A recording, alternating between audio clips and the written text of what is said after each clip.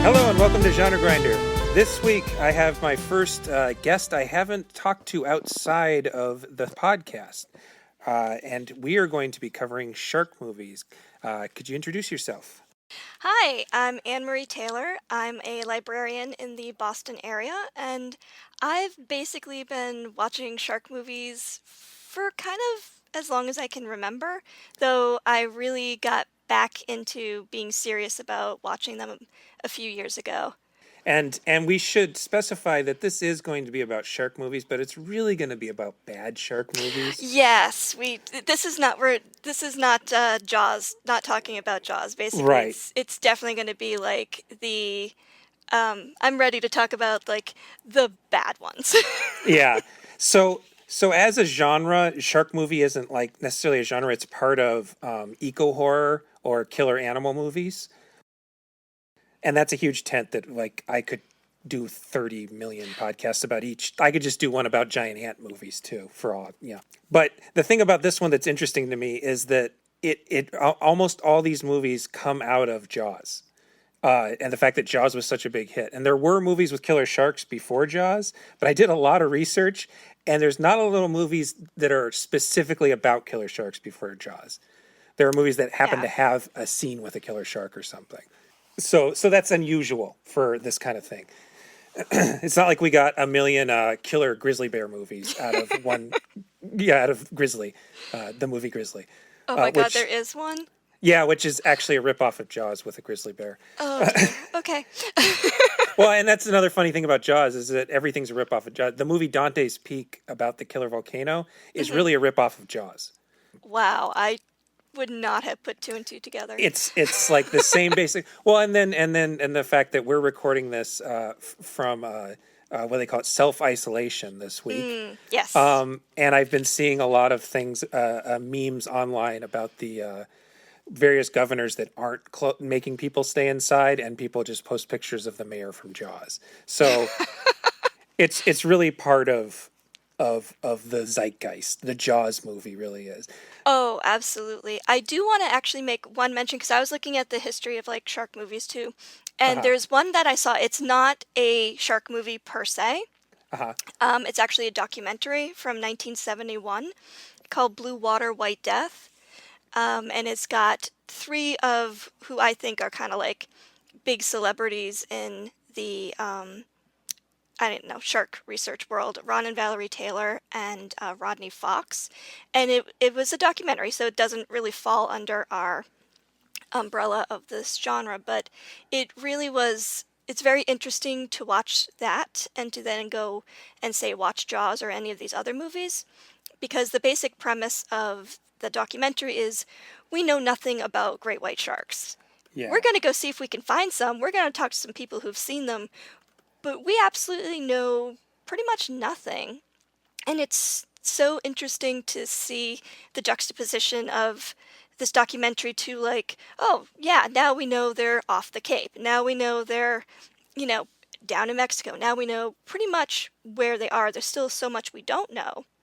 Mm-hmm. But it's really interesting to see like there was a time when we really knew just about nothing. And it is only 4 years before Jaws comes along. So. And the Taylors were actually they were consultants on Jaws. Were they? I didn't know that. I don't know for sure. I'd have to look it up, but I believe that the couple scenes of stock footage they have was actually filmed by the Taylors. I don't remember if it was them, but it was a husband and wife team. That would make a lot of sense. Yeah. They were pretty well known for decades. Yeah, and I mean, we know now that sharks are, they're not harmless creatures, but they're not No. particularly any more dangerous than a lot of other things in the ocean. Absolutely. I was curious, have you ever actually seen a shark or like an aquarium or whatever? Like, Oh yeah. So at the New England Aquarium, I've lived in New England pretty much all my life. mm-hmm. So we have the New England Aquarium, which has a huge saltwater tank in the center, and they do have sharks, sand tiger sharks, and kind of seem to be the biggest that they get. But I remember being a kid and you would take a field trip into, Boston, and that was the big thing to go see the aquarium. Mhm. And I would have my face plastered to the glass and I'd be like, okay, come on, shark, come on, shark. And just basically sit there and watch the shark go by and sit there and sit there and sit there and wait for the shark to go by again and be like, it's a shark, it's a shark. Yeah, I mean, I grew up in Arizona, so we didn't have any aquariums, but I remember going to SeaWorld and they had some sharks. They had like nurse sharks in Yeah. a little thing back in the 80s. And then I moved to Minnesota, and the joke I always tell people is, guess what's in the basement of the Mall of America? And the answer is sharks.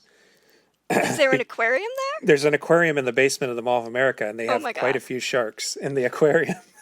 Nice.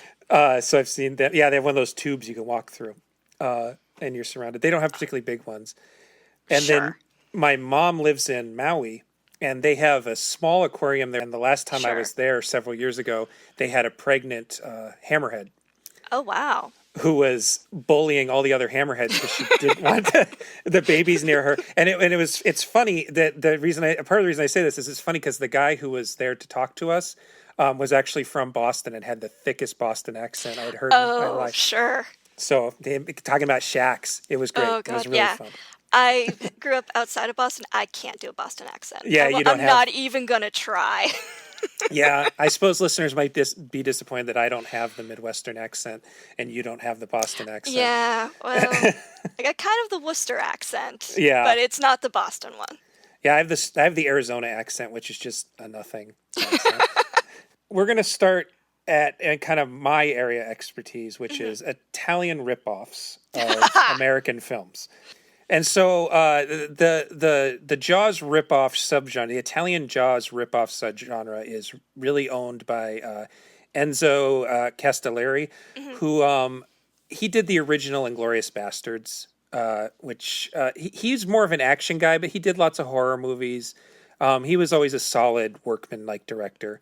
And he made 2 movies in a row, one called The Shark Hunter in 1979, and then the one we're going to talk about, The Last Shark, L'ultimo yes. squalo, 1981.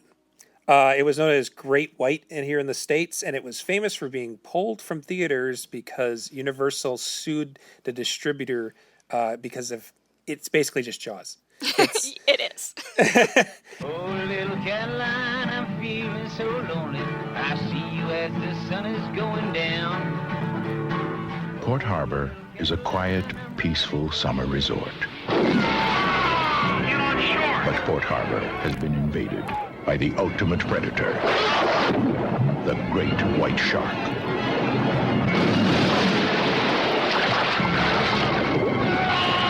I've hunted shark all over the world. I've never seen anything like it my whole life.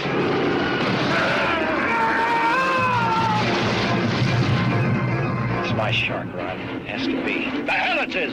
There are bodies out there, and more to come if we don't end this thing. Coming right at us! Great White. The most terrifying motion picture of 1982. Great White. Rated PG. And I could say, as a connoisseur of Italian exploitation ripoffs, that this is one of the more unabashed ones. They usually sort of start as, like, for instance, the movie Dawn of the Dead was released as Zombie in Italy. So they made a movie called Zombie 2. And Zombie 2 really only has in common with Dawn of the Dead zombies that eat people. That's pretty much all it has in common. They just use the title to trick people. In this case, they just sort of transposed the whole movie and didn't have any of the money. And also, it's interesting, this one's sort of a ripoff of both Jaws and Jaws 2, the official movie Jaws 2. Yeah, that would make, like, I was wondering, like, wow, 1981, that's kind of a lag time between 1975 to then to kind of make a Jaws ripoff. But if they waited till Jaws 2 came out, and then we're like, okay, we have enough, that Yeah. would make a lot more sense. Yeah, and it's still weird because, I'll go back to Zombie 2. Zombie 2 came out almost the same year as as Dawn of the Dead. Like, they were usually on the ball with that kind of stuff. They just took, maybe it might have just been the fact that it's hard to shoot on the water and they couldn't figure out a way to do it cheaply. The thing that this movie does that I liked was the one thing it does differently is that it's so aggressively 80s that it kind of feels like a Very. juicy fruit gum commercial. Yes, I could so see that. And I don't know how many listeners are old enough to remember the old Juicy Fruit, like pre-X Games kind of commercials, and they'd always curl the gum into their mouths and smile at each other in slow motion after doing some sort of crazy stunt on a surfboard. Oh yes, yes, and I firmly, after watching all of the movies we're going to talk about and the others I've seen, I've firmly come to the conclusion that the use of real shark footage is probably more common the lower your budget is. Yeah, for sure. Versus when you have a budget. Yeah, exactly. I mean, and the funny thing is that almost all that nature footage that they had back in the day was shot on 16 or 8 millimeter. Yes. So it never matches. It never. No. Oh my looks right. gosh. The lighting. I was like, okay, it's light for the shark. It's dark in the cave. Oh, that's great. Yeah, and it's super grainy. Like you can tell immediately. Yes.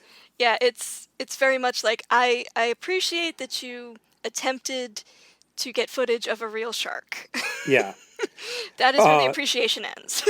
Yeah, and I do have to say, the mechanical shark in this movie isn't terrible. No, it's really not. It's really not. I don't think it does a lot, but it doesn't look terrible. And when it comes out of the water, you can't see what contraption's making it come out of the water. True. If it was a scarier movie, the shark would have been just fine, I think. Yeah. Also, the fact that it looked like a big fiberglass hull shark. Yeah. Where it was like, okay, the mouth doesn't really open and close, but it looks like a shark. That is big bonus points. Yeah, exactly. Yeah, I don't think I remember the mouth ever opening and closing. And then I made a note to myself that so the basic storyline is Jaws verbatim. The big change they make is that instead of it just being like a beach gathering, there's a windsurfing competition that they don't want to shut down. Yes. And so they actually have some really good windsurfing footage. Like, that doesn't look like stock footage. I think that they actually shot some windsurfers for it, which will actually the last movie we're going to talk about has also some good footage of stunts that will. So that was one thing I realized connected this to Avalanche Sharks. Is Avalanche Sharks actually has pretty good ski stunt footage, but in both cases it doesn't really have anything to do with anything. No, I think it's just there to, oh, look at this pretty thing that we spent some money on. Hope you like it. Okay, now we'll get on to the movie. Yeah. And so if we're going to pretend that this is a movie on its own and that we are critically comparing it to Jaws. Okay. I think the key thing here is it illustrates how good John Williams' music is. Oh, God, yes. Absolutely. Because the music here is just nothing. You don't remember it at all. And it's not used to set up any tension. It just sort of blurts out when something goes wrong. It's funny because Castellari made some decent horror movies, but there's just no suspense in this entire film. Yeah, no, it unlike Jaws where it's like that dun dun heralds the fact that we're gonna get some action. Yeah. It's really just like, okay, there's some music and maybe the shark shows up, or maybe it's just because we think we're cool. What was the guy in the singing booth for the vote for William Wells, and then they put a coin or something in, and all of a sudden there is a Bob Dylan-esque man with a hat and everything and guitar singing some kind of folk song. And he's kind of dressed like Uncle Sam. Yeah. That's actually a fun thing about Italian ripoffs is they try so hard to make it look like they're being shot in America that they kind of overcompensate by dressing someone like Uncle Sam. Oh, really? Yeah, that kind of thing happens a lot. There's one kind of slasher movie that I actually talked about in one of the other podcasts where while all the killing's going on, the Super Bowl's happening. Wow. but it's still very clearly shot in Italian stucco, and to watch the Super Bowl, they're actually eating big spaghetti dinners. And Oh my gosh. I don't know. Maybe that was like a guy who was actually on the beach. Like maybe there's a guy in Italy who walks around in a little tin looking box dressed like Uncle Sam who sings folk music. Maybe it was just so odd to go from this like beachy kind of like, okay, you're trying to have kind of that surferish music to like, and we have Bob Dylan. It's like, Yeah. okay. Maybe they're trying to sell albums off the back of this one. I don't. I actually found the soundtrack, and it's just the generic kind of background music. It's not. It doesn't have that particular song. Jeez. Yeah, the lack of suspense is kind of get the part that the so bad it's good part of this movie is there's one scene where a girl announces that she's going for a swim, and she walks into the water in slow motion. Yes, for no reason. All of a sudden, it's like, let us follow you with the camera as you run into the water for slow motion for no reason, but just that we're trying to set up some form of tension in some way. Yeah, and she and her friends play in the water a little bit. Yep. And then they just leave the water without any incident. Yeah. Like the shark just doesn't appear, but they wanted us to think that it could. Right. But yeah, it's sort of baffling. And again, I'm going to keep saying this, but Castellari isn't a bad filmmaker, so it's really strange that he made such awful decisions here. Yeah. No, he really did. I think the worst part for me actually was the part where Peter Benton's talking to his comatose daughter, and he's like trying to tell her, oh, you're going to be fine. Everything's going to be fine. I remember this time you fell off a bike and you got back on. I was like, what is this? Yeah. Why is this in here? You don't need this. And then there's a example of Italian filmmakers doing one thing well but another thing badly is that the underwater stuff with the scuba suits is technically well done, and the stunts are actually pretty good for the time. Okay. But they clad one of the characters in an orange scuba suit. Yeah. And he's not always wearing the same orange scuba suit. I didn't even notice that. One of the stuntmen is wearing a black one. So sometimes it will be an orange and a blue, and sometimes it will be two black ones. And if they would have just put him in a black scuba suit, we would have never noticed that. There could be no way to even pick up on that. Yeah, I thought it was really odd that it's like, okay, we're going to put you in this seriously bright suit. Yeah. Like, seriously bright. It's like, most scuba suits aren't typically like that. And wasn't the thinking back in the 80s and 90s that great whites were actually attracted to bright colors? Yes. I don't know if that's a truth, but... It's not actually true. Yeah. But that was the thinking back then, is that bright colors were an attractant. Yeah. So that even makes it even more odd to me. Yeah. That you're like, here, we're going to set you up as a possible floating dinner option. Yeah, exactly. Another thing I like about this, as again the Italian ripoff guy in me, a lot of Italian horror movies depend on characters making terrible decisions. Mm-hmm. Like people watch American slasher movies and people go off by themselves, but people in Italian movies will just not get out of the way when a zombie's walking right at them. Really? In slow motion. It's just part of the culture of these movies is people put themselves in dangerous situations and don't leave them.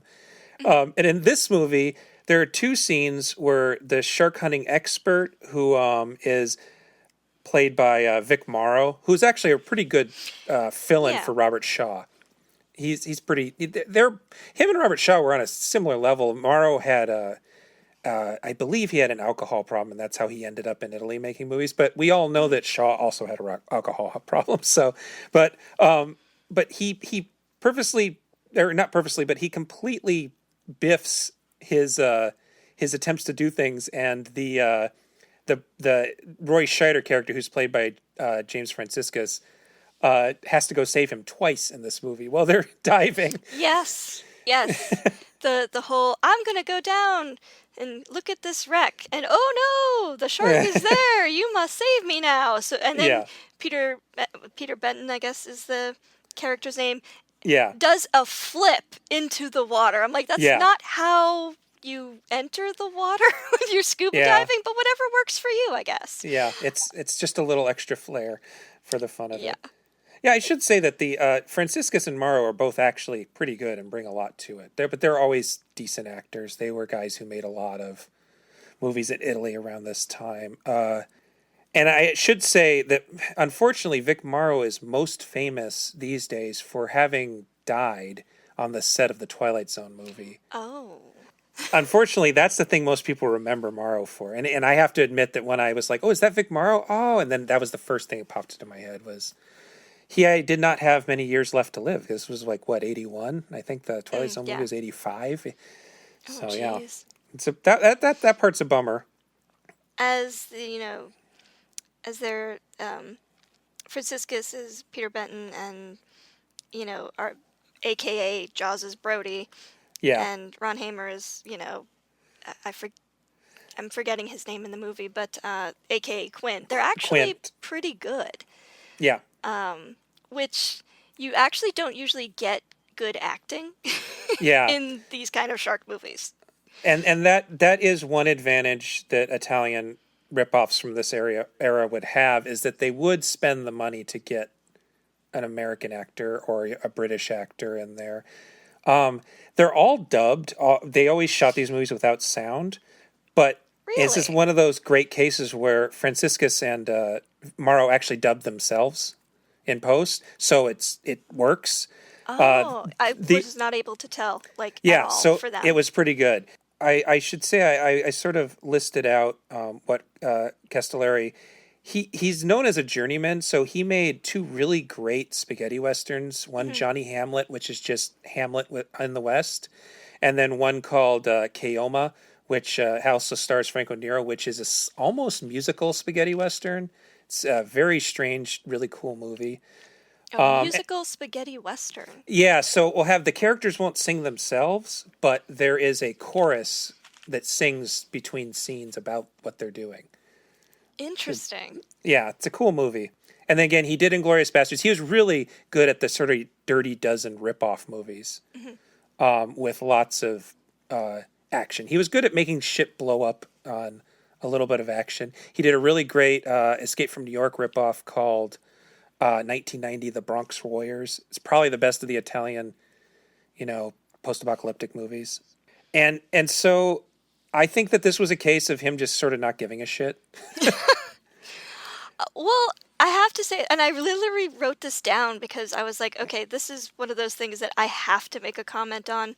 After our first victim, Mike, gets chomped off of his windsurfing board, when our Quint character pulls the piece of windsurfing board out of the water, it looked like it had been attacked by a rabid porcupine. It's like, that is not how shark teeth work. It's like they gave it to a prop guy and said, make this look like a shark bit it, and he sort of just went at it with a big screwdriver or something. Yeah, I was like, this is no, wrong. They could have just used the jigsaw, or Literally. But and also I have to say I'm a little disappointed by the lack of gore. It's sort of violent. I noticed that too. It is the most bloodless shark movie I've ever seen. And the Italians were really big on gore at the time, so I don't know if they were trying to sell it in America and knew that Jaws had a PG, so that they shouldn't go full R.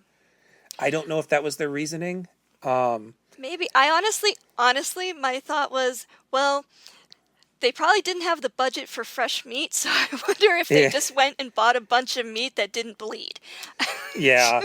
Well, that was the thing, is that the Italian gore movies were like famous for cutting corners by just using actual animal guts and stuff like that.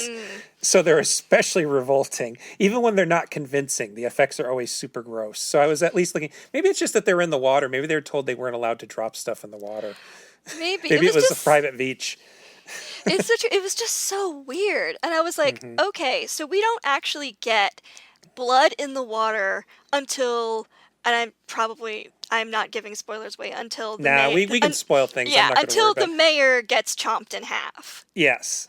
And that is the first time you actually see blood in the water, and it's not even a ton, it's just a little bit. So I was just like, okay, well, it took us most of the movie, but woohoo, bloody death. So yeah, I mean, I guess ultimately, if we want to wrap this one up, it's sort of boring. Yeah. The thing that blew my mind the most is that it said it was in theaters in America in 1982, and that's when it was forced to be pulled. I within my own lifetime, there was a time you could go to a movie theater and pay actual money to see this movie, having only seen the poster, which is a cool poster of a shark coming up under a lady on a floating thing. Like, Yes. I just imagine being some dude walking in off the street and paying my, I don't know, $2 to go see this movie and being like, is this just Jaws? This is the same plot as Jaws. The mayor's even wearing the same suit coat that the mayor in Jaws wore, the really ugly plaid thing. Oh my God, he is. He really is. Wow.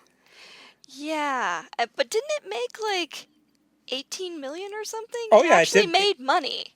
I'm sure that they did a great job selling it as an actual sequel in some markets. And back in those days, you would kind of unveil. You wouldn't just release wide in America. You would release in cities. So word of mouth didn't get around that it was not good, probably. Unlike today when you go to the internet and it just automatically, there are 50 million opinions about something. Yeah. And the Wikipedia has the entire plot within Yep. minutes. Yeah. Tis true. Tis true. So I wrote a note. The other Italian shark movies that I've seen would be Lamberto Bava's Devilfish, which has a really cool soundtrack by Fabio Frizzi. If people want to check out the soundtrack instead of the movie. Oh. To Nino Ricci's Night of the Sharks from 1989, Rafael Donato's Deep Blood in 1990, and Bruno Mattei's Cruel Jaws in 1995. Jaws. Wow. Which is legally unavailable because they actually just took footage from Jaws movies. Oh. They didn't even try. Nope. Wow. Yeah, and so Mattei is he's pretty notorious. He's co-conspirator with Claudio Fagrasso, who did Troll 2. Most people know Troll 2, the horrible movie Troll 2. That was it. It's the Troll 2 of Italian shark movies. Wow. So yeah, any last thoughts on The Last Shark? Well, out of the shark movies I've seen both for this podcast and in general, not the worst. No. And basically I sat there with a glass of Slangria from Rheingeist, which is an ale with raspberries, blueberries, and some pomegranate. So having a drink, it's a very blood red. Mm-hmm. So having a drink and watching that as the shark movie was not actually the worst way to spend an evening. Yeah, I mean, at least it's not long. It's a little dull, It's but really at least it's not. not long. It's really not. But yeah, out of a rating, it's not a bad shark movie to spend a little bit of time with. It's almost too well made to be fun. Is the weird way to put it. Kinda, yeah. No, that's a really good way to put it. Yeah. It's not quite campy enough. Yeah, because they were trying to be serious. So then we'll move on to one of my all-time favorite terrible big budget studio movies, Jaws 3D. Yes. A creature alive today has survived millions of years of evolution. It lives to kill, a mindless eating machine that will attack and devour anything. One terrified you like nothing you have ever experienced when it captured your imagination and tapped your fear like no movie before it. Then, just when you thought it was safe to go back in the water, two continued the legend and spread the fear. Next summer, Nature's most terrifying creature takes on an all-new dimension in an all-new adventure. And for the first time, the terror of Jaws will not stop at the edge of the screen.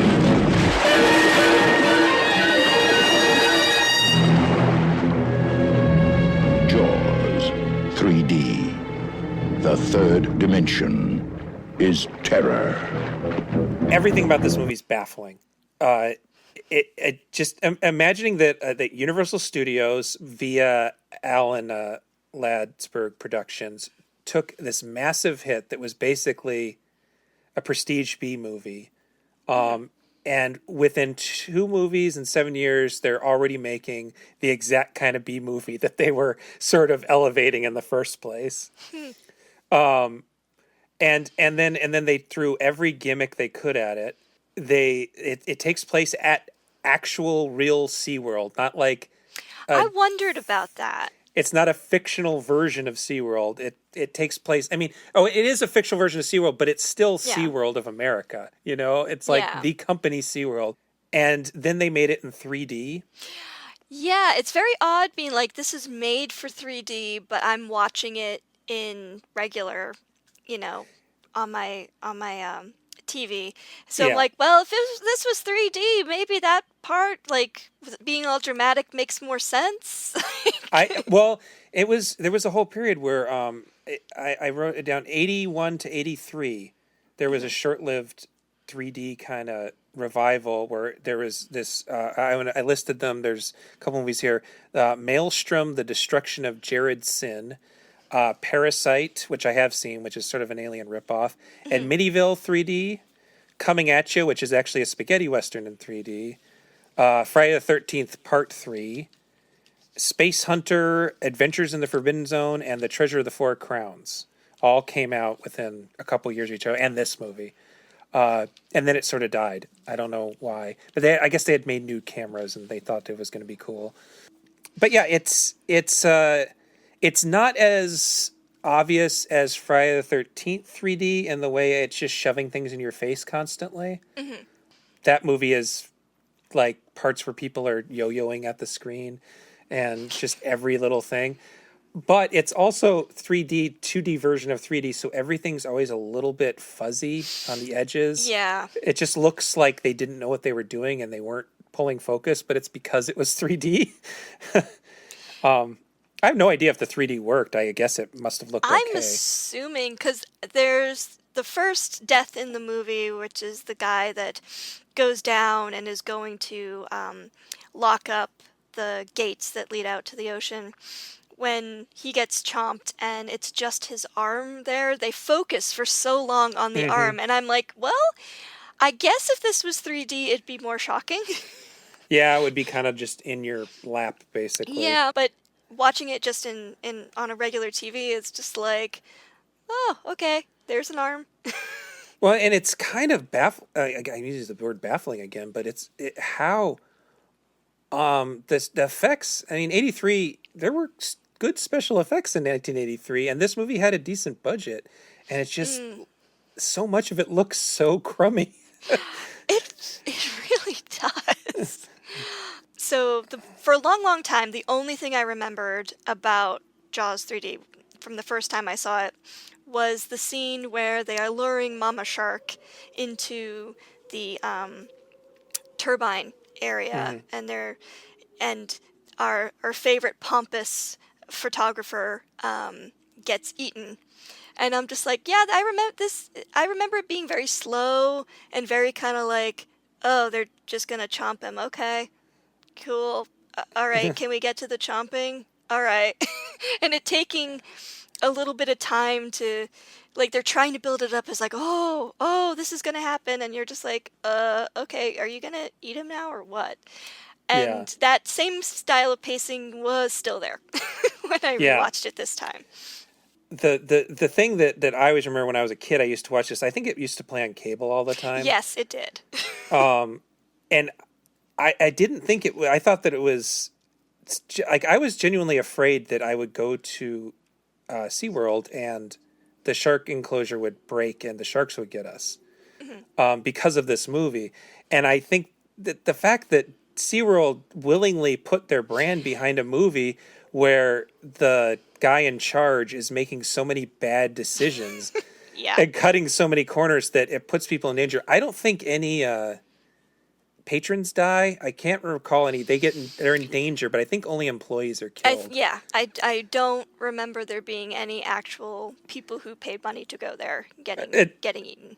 So that might have been the only caveat in the contract, is you can't kill any of our patrons, but you can depict us as absolutely horrible at our jobs. And I don't know if people know that this is a sequel to the other two Jaws movies. That the Dennis Quaid and John Hutch characters are supposed to be Mike and Sean Brody.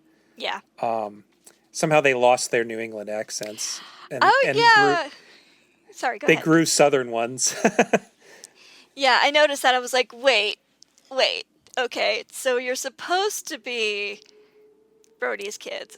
But also, like, I was surprised when I watched it to be like, oh, that's Leah Thompson. Oh, Yes. it's Dennis Quaid. Yep. Oh, wow, Lou Gossett Jr. They actually had pretty big names. Maybe they weren't so big back then. Gossett Jr. was a pretty big name. I was going to say, I think I remembered him being a pretty active around then, but Quaid was on the rise. I don't think Leah Thompson was famous yet, but yeah, Quaid was definitely on the rise. I believe he would have been in The Right Stuff the next or 2 years after that, maybe, or maybe it was that year. It might have been the same year. But they're also way older than they should be. Like, kind of, yeah. This has got to take place in the future. It doesn't seem like, that there's a ton of time, enough to have aged them that quickly, yeah. Christine just said Leah Thompson. Yeah, she would be in Back to the Future in 2 years. Ah. So yeah, she wasn't quite a star yet, but she was about to be. So I think they got lucky with Quaid and Thompson, I'm gonna guess. I'm gonna guess they did. Thompson isn't even the female lead. No, she's not. And it actually, the female lead is Bess Armstrong, and I think it's funny because I think Bess Armstrong looks like a young Lorraine Gary who plays Dennis Quaid's mom. I think that he ended up with a woman who looks just like his mom. I thought that was kind of probably not on purpose, but a funny accident. No, that's a good point. I did want to say though, for a shark movie, they actually, I'm not going to say they got some of the animal husbandry completely right, but the idea of like, no, we can't put this shark in the big tank yet because it'll get stressed. It's not ready.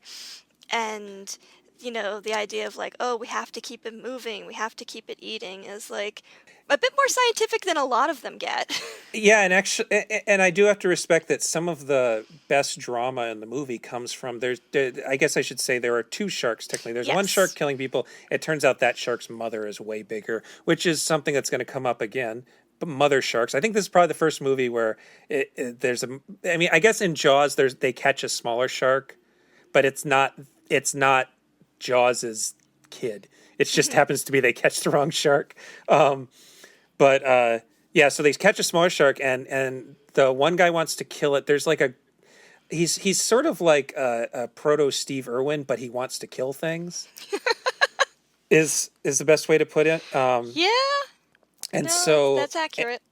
And so I can't remember the character's name now. She convinces her boss, the Louis Gossett Jr. character, that they shouldn't kill him, and then they try to keep it in captivity, and it's not going to work. And a lot of the drama actually comes out of them trying to keep this shark alive in captivity, and it doesn't work out. And true. And that part actually works pretty well, I think. Like, yeah, no, and the whole being a female scientist and listen to me, I am an actual scientist, and you all are just wanting to make money, but that's not actually how sharks work. Was kind of a bad reminder of, oh God, so much mansplaining. Yeah. But in a way, kind of nice that even back then it was like, oh, we have this female character that is perhaps kind of being like, no, I have to convince you by money to do the right thing. But also, I am a scientist, trust me. And she's really the only one who knows what's going on. True. the Dennis Quaid character just trusts her. His job is really to keep people safe, I guess. I don't know what his real job is. He's like an architect for building the enclosures, is what I got.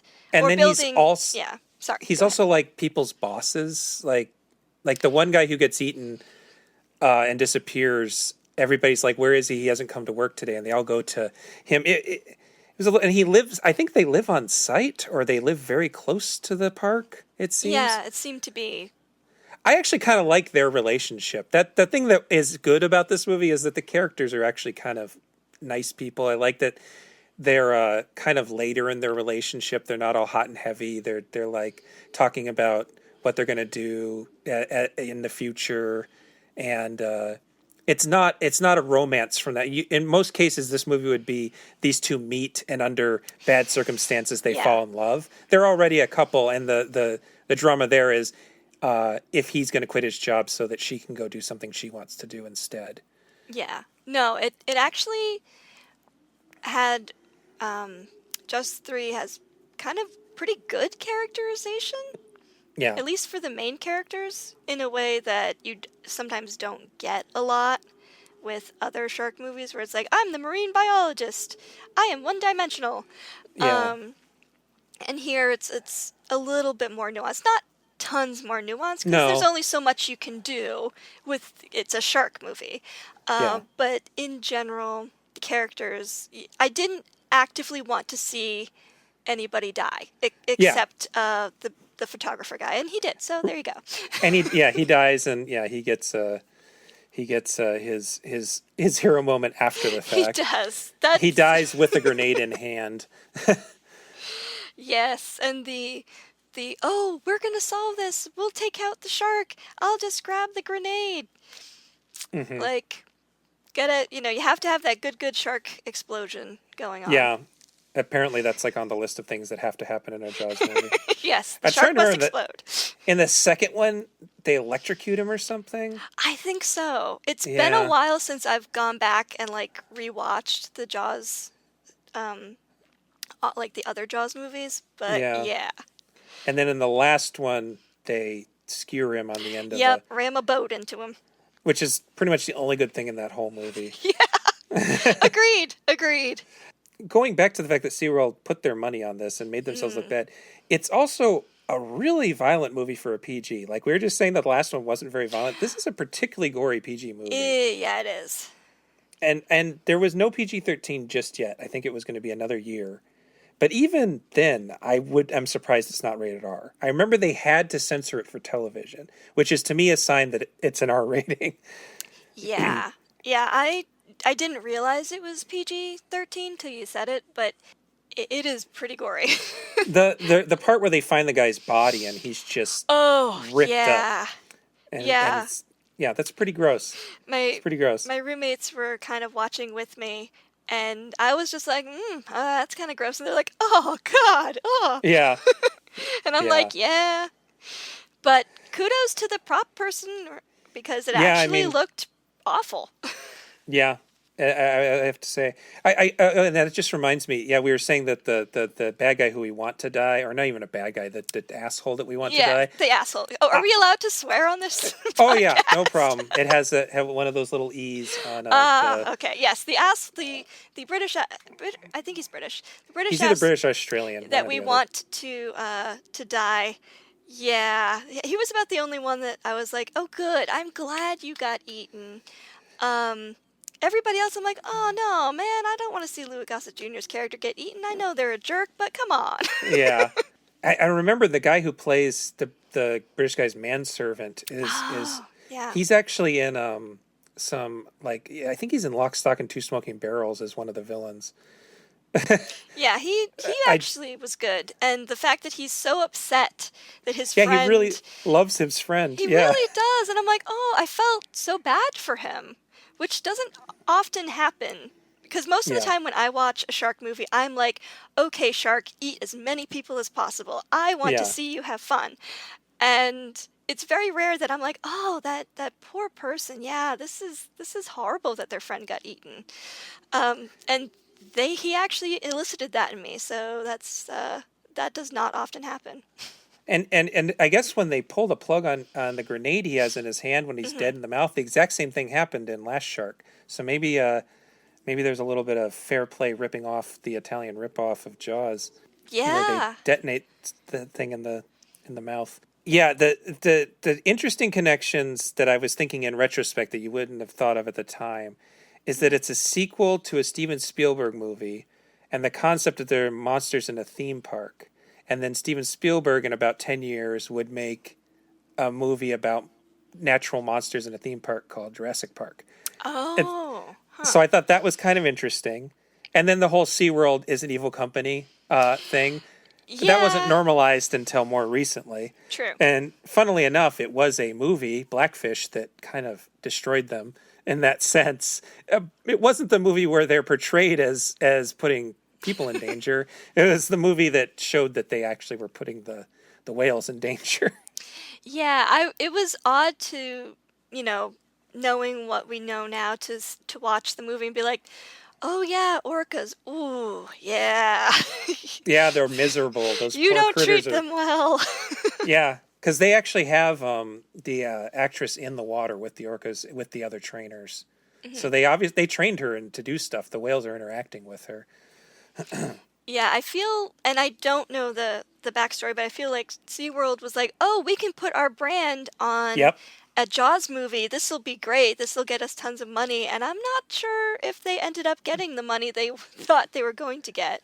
Yeah, I mean, and all the SeaWorld stuff is very specific, not just the logos and the whole use of Shamu, but there's scenes where you can see them, the strollers that you rent. I remember those strollers that look like dolphins. I totally missed that. Yeah, you can see them in some shot. Oh, speaking of dolphins, I should mention this movie also has hero dolphins. It does have hero dolphins, and the dolphins make it out alive, which is a good thing that you don't always get. Yeah, the climax of the movie, the release, isn't that they blow up the shark and the two humans survive, but it's that both the dolphins survive. Yes, both The last bit of suspense is, oh no, are both dolphins alive?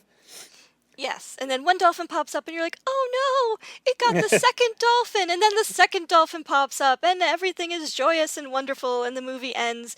I think it's the dolphins jumping up against the sunset, if I'm remembering correctly. Yeah, it's like the classic Breakfast Club fist in the air last frame, but it's dolphins jumping instead. Because the humans survived and the dolphins survived, and isn't that wonderful and glorious? I also looked into it, and as of this recording, one of those dolphins is still alive. Wow. He is over 50 years old. That's amazing. Yeah, I don't know where he's housed these days, but yeah, he's still alive. So that was nice. That dolphins seem happier than orcas, at least. Yes. Yeah. Oh, one thing I did want to bring up, because I went down the rabbit hole of looking into it, is the whole idea of being able to keep a great white shark in captivity. Mm-hmm. And the little bit of research I did, which is not as much as I could have, is basically the record seems to be 198 days. And everybody that's had a great white shark, the shark either dies or becomes so aggressive that they're like, we can't have it in a tank with any other fish. I assume they must have a really large territory, like a tiger or something, because they're so big. Yeah, I mean, from all of the shark specials I've watched, they travel thousands and thousands of miles, feeding, if they're female, going to their pupping grounds, and coming back, and they have their routes that they go on. And according to what I read, like any great white shark that they've been able to keep any amount of time in captivity has been like a baby or a juvenile, because they're smaller, and also they can actually feed them the things that they eat, like skates and other fish and stuff like that. Right. Whereas if you have a big ton great white, that's not going to go so well. Yeah. It needs the space, and you need to feed it like full-on cows. Not really, but... No, basically, yeah. Yeah. Basically, it's like, here, chuck a few seals in there. There you go. Have a I- good time. We've been watching, quarantine, we've been watching, there's a show on Animal Planet called The Aquarium about the Georgia Aquarium. And they actually have a whale shark. I didn't know you could keep those in I captivity, didn't realize you could either. but it seems happy and it just warms around with the other fish and it comes when they call it and they feed it Aw. little things. Yeah. So, Oh, that's so great. yeah, apparently you can pull that off. I believe they said it's the second biggest tank in the world. It would have to be. I would like to go there someday. I just like the Denver Aquarium is really nice too. I've been there twice now, visiting relatives, and that's a pretty solid one.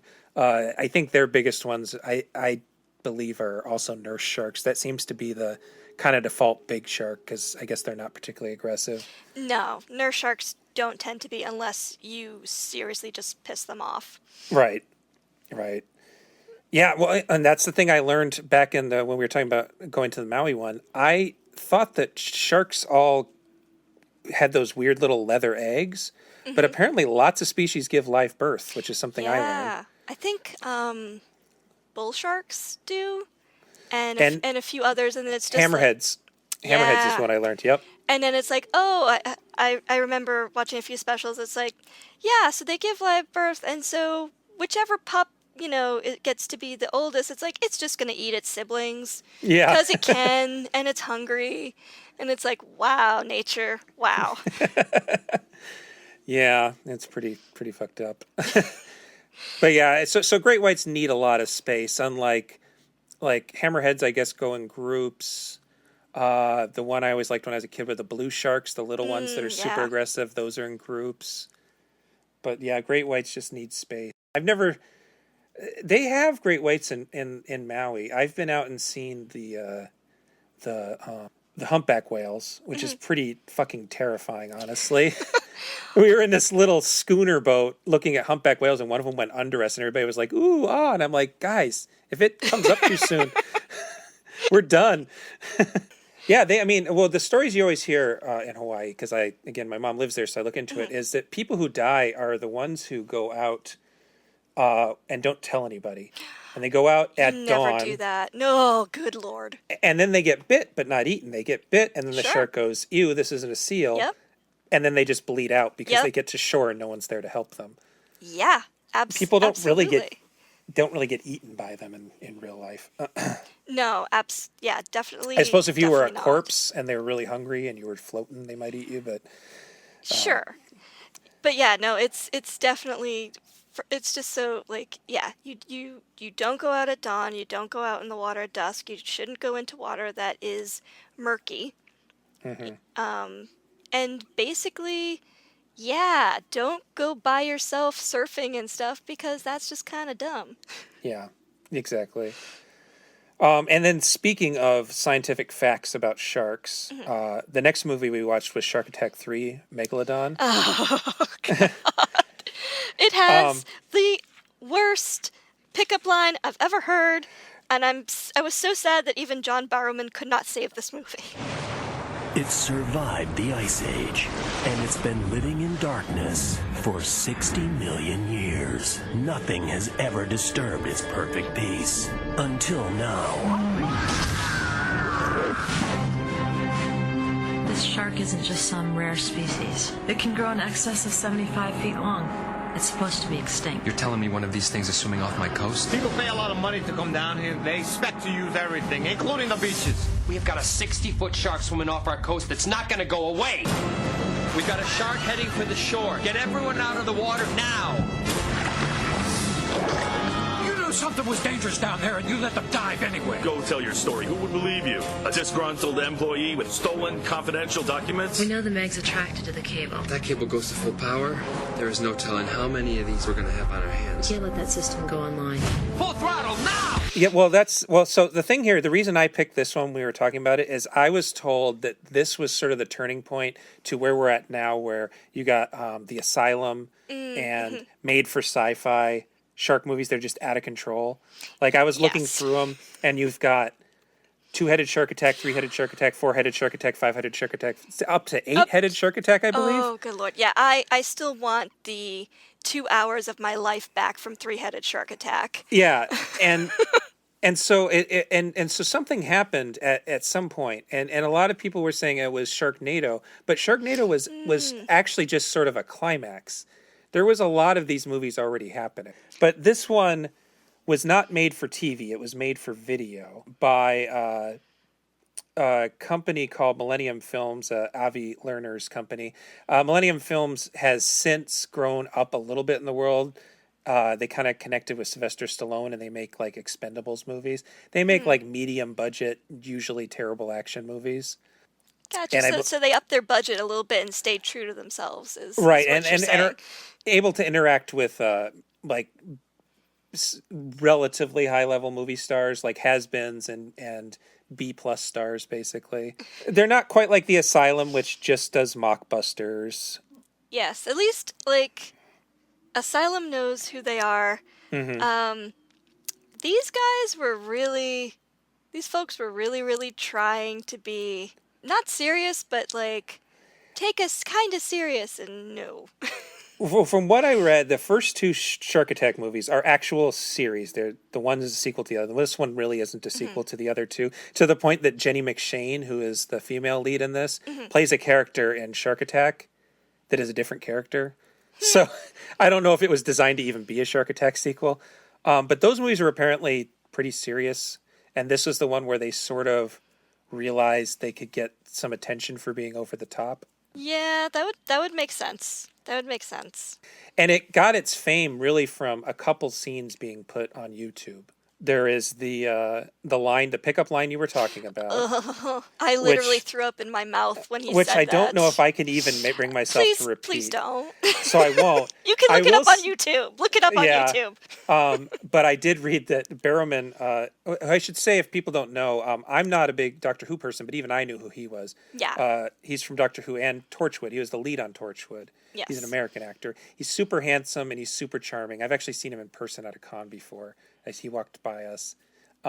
He just seems like really an awesome human being and a good actor as well. And in my notes, I literally have Shark Attack 3, a.k.a. the movie that even John Barrowman can't save. He does his best. He the tries. Scenes he in tries. are pretty good. He tries very hard. He is charming. Yes, he is. But yeah, so there's this horrible pickup line he says, and it's sort of famous. And according to him, it wasn't in the script, and that the director told him to say something to make Jenny McShane laugh, because I guess she was kind of dour in the scene. And he thought that he was going to make her laugh with that, and then they were going to use the real line, and then they used the line he made up on the spot. Oh. So even he was kind of pissed off when he found out that they had used that line, because not only does it make him look like an ass, but like then, you know, it made him look like an ass, basically. But yeah, he's okay in it. This is interesting because it's also dubbed a lot of the time. Yes, I noticed that too. I was like, why are the words and the mouths not syncing up on these people? The only thing I could think of is it's filmed in Mexico, that they probably had actors speaking and they thought their accents were too thick. Or the other option is they messed up their sound. They just didn't know what they were doing and fucked up their sound, and they had to redo it all. Yeah, I mean the opening where the foreman of the gas company or the electric company that they're working on the wire, he was so badly dubbed. I was like, there's words coming out and his mouth is not making those sounds. Yeah, and it is very weird.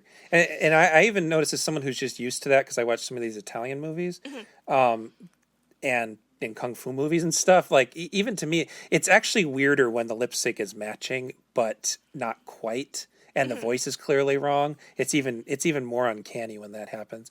But Barrowman seems to be speaking his own lines. It's at least his voice. And Ryan Cutrona, I think is how you say his name. He's the only other recognizable actor. He's sort of this all-purpose tough guy. Like he's like a hacker, but also a former military guy. Yeah, I loved the pictures of George W. Bush Jr. and Dick Cheney Yeah. right by his computer desk. Yep, they're framed on the wall behind Yep. him. He has both the current president and vice president. This would have been shot just after 9/11, probably, if it came out in 2002.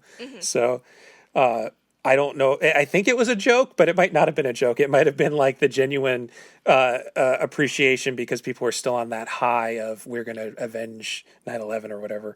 Yeah. So who knows? But like, I don't know what his exact job is in the film. He seems to be a security guy.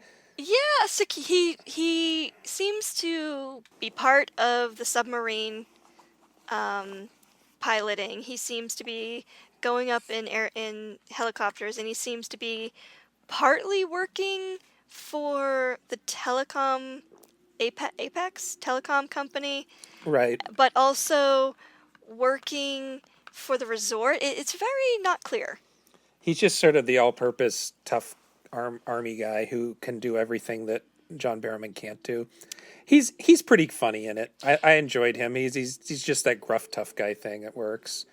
Yeah, it's true, and he's just like, I can get munitions off the black market. Oh, here, let me show you the missile I will give you to Yeah, exactly. to end this shark. I'm like, you're actually pretty cool, Grandpa.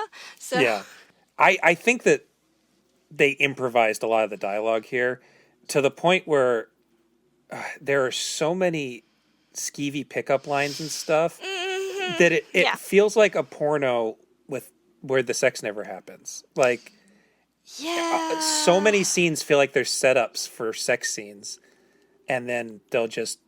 It won't even be like a shark attack between it. It will be like be a setup for a sex scene, and then instead it will be a scene where they explain pseudoscience behind how there can be a megalodon existing. Yeah. Yeah, no, definitely. And then when we finally get the tacked on sex scene, it's just horrible. Yeah. Well, a lot of the movie is so weirdly edited. Oh, yes. And okay, so one of the things that I literally wrote down, there were two things that I was like, what is this? Why is this in here? And one is where there's a couple that end up falling over as they're making out, falling over a water slide and going out, getting dumped into the ocean and then getting eaten immediately. And there's the next shot is literally this woman pulling off a clown mask and just looking. And I'm like, oh, we're going to... we're gonna see her later. There's something to do with this. No, you never see her again. It's a total slasher movie move where like that would be they would murder and then she'd reveal and we would go, oh, it was her the whole time. But it has nothing to do with anything. And the whole setup for that scene is super bizarre.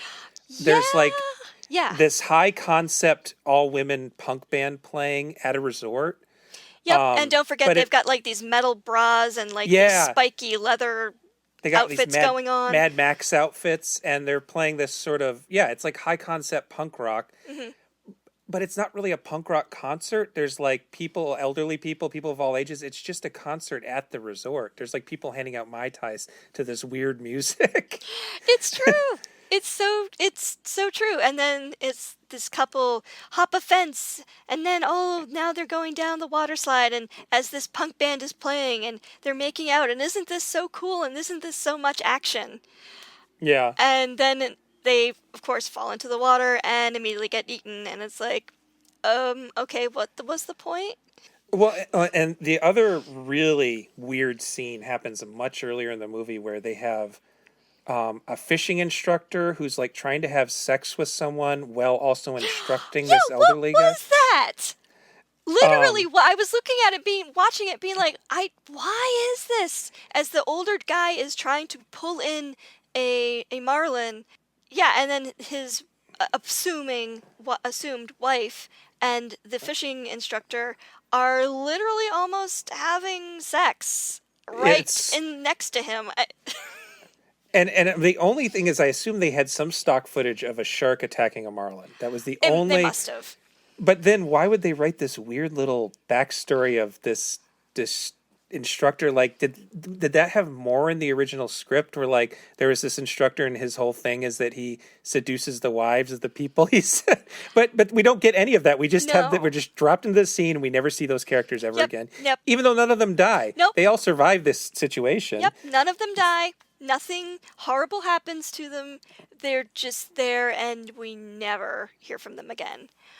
And speaking of random scenes, there's a scene later on in the movie before they're going to have their big, their big battle, where John Barrowman's character and Jenny McShade's character go into a church and are just like lighting candles in the church, and basically are just kind of like, we need all the help we can get. What? Yeah, Jesus is going to help us defeat the shark, I guess. It was very bizarre. The only thing I could think of is that it was a location thing where they were in Mexico and they had this cool church. And so they wrote a scene in that had them go into the church. And that was the best they could come up with. I'm guessing so. And I have to say, so one of my pet peeves in shark movies, and it just drives me up a wall, so this movie drove me up a wall, is when they make sharks growl. I have a note saying I love the ridiculous shark growl. It's not even a growl. It's more of like a it moans as it's attacking people. Sharks don't growl. Sharks don't make sounds. Stop making them growl. So this entire movie, I was like, stop. Sharks don't growl. Stop. And the only thing I could think of, honestly, was they have that in there because obviously whatever mechanics they were using for the shark really were that noisy. That is the only thing I can think of. Yeah, that's probable, actually. The thing that disappointed me about this movie is I knew it wasn't going to be good, but was that the majority of the movie is actually the baby Megalodon, which is a ridiculous premise. If you're going to have a movie about a Megalodon, have a Megalodon. Don't have a baby Megalodon that's just the size of a great white shark. Have it be a great white shark, and then they go, oh shit, this isn't actually a great white shark. Oh no, because it's supposed to be a surprise when then the mama shows up, which we almost, I almost had us watch Deep Blue Sea until I kind of realized that that's actually kind of a good movie because it knows what it is. It's my favorite shark movie ever. It knows what it is. It's a good balance of comedy and action kind of stuff. I think that movie came out in '99. Yes. I think that they were trying to do their version of the scene in that movie where Sam Jackson gives this really rousing speech and then is suddenly eaten. Yes. They're doing a version where they think they've killed the shark and then the giant maw of the mom shark eats the guy's sidekick. Yes. But it has none of the shock value of that. No, I mean, let's give them props for using actual footage of great white sharks in a way that is obvious. It is footage of a great white shark, though. Was it Photoshop or what were they doing? It was with some the sort of mama compositing. shark? It was some sort of compositing. So they didn't make a digital shark. 2002, there's no way a cheap movie can make. But they had enough digital stuff that they could composite things over its mouth. So yeah, it was like the base level 2D. So it was like, I don't know what the programs are called, but it was basically Photoshop for video. That's what I kind of thought, and I was just like, wow. It's actually really enjoyable. It's more enjoyable than later movies where you have terrible CG. I'm not against CG by any means. I'm not one of those people. But there's a certain thing about if you don't have the budget for the CG, just don't do it, kind of thing. I agree. Like I'd rather you had a bad puppet, or in this case, a bad composite. Where it's funny every time something goes into the shark's mouth. It's very clearly slow motion stock footage, high resolution this time. Yes. I should say it matches the rest of the footage, but something will just go into its mouth and there'll be like bad shading around the edge. And then you're just like, okay, and they're trying to make the shark move in a way that makes it look like it's eating the say the boat or whatever, and you're just like, you're just trying to get it down his gullet. That's not. Yeah. No, this does not work. It's sort of just swallowing things left and right. Yeah. But that is the best part of the movie, and ultimately, just go to YouTube instead of watching the whole movie. Oh, seriously. Because there are very funny. The one scene I had already seen is there's a part, I don't remember what his thing is. He's some sort of either local politician or crime boss. I'm not exactly sure what his, or if he runs the I don't know what his thing is. And he's got like a trophy wife. And he runs it's the guy that runs the resort and has the he runs the trophy resort girlfriend or something. And can we just talk about, for a second, the head of Apex Communication? He must have been reading cue cards that entire time. That is some of the most wooden acting I have ever seen. Maybe he was like the director's dad or something. Yeah, I don't understand. Like the scene where they're on this magnificent yacht and he's introducing that Apex Communications is going to be the best in the world and we're going to get this thing on. I'm like, you're not looking at even people. You're reading this off a cue card and you're not doing so well. Yeah. Oh, I guess I should say the basic idea of the plot is that there's fiber optics on the ocean floor that are attracting sharks, and that's brought a megalodon out of a deep sea trench. That's the science behind it. And I never actually saw The Meg, the movie, or read Steve Allen's 1997 book, but I did read reviews on this when it first came out. I read some of the older reviews, and almost all of them accused it of directly ripping off the Meg, the book. So I suppose that the Meg also has something to do with underwater electronics. That's the only thing I can think of. Yeah, I mean, I saw the movie The Meg, and that was, and we're talking about the one that came out a few years ago, right? Yeah, with Jason Statham. Yeah. I thought that was a fun movie, but yes, it also does talk about but it talks more about, I think, geothermal trenches than it does electronics. So maybe the book has something else going on. I think that she mentions something about scientists believe that they could have survived in deep sea trenches, and that was like the only bit we really get. Yeah. In that way that it does kind of correspond to the Meg. But I have not read the book, so. Yeah, I just know that was something that was in production for forever. They were trying to make a movie out of that, but I never did see the movie or watch the book. Jesus Christ, the movie's fun. It's fun. I it's imagine. a fun shark movie. I thoroughly enjoyed myself, and because every summer they'll release a shark movie, and no matter how bad, I will go and see it in the theaters, and usually I'll have my roommate with me.